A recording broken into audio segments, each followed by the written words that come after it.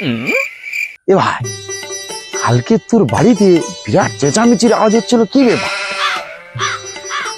ভূত ধরে মারতে এলো না কি? ছিলাম তো, মনে হলো কি হয়েছে কি? আর বলিনি ভাই, কাল তো হোলি ছিল। হ্যাঁ ছিল, তা কি হয়েছে? আর কালে হোলির জন্য একটু মদ খেয়েছি বেশি করে। তো হোলির দিন তো ও সকলে মদ খায়, তো কি হয়েছে? এতে আর বড় ঘটনা কিছু?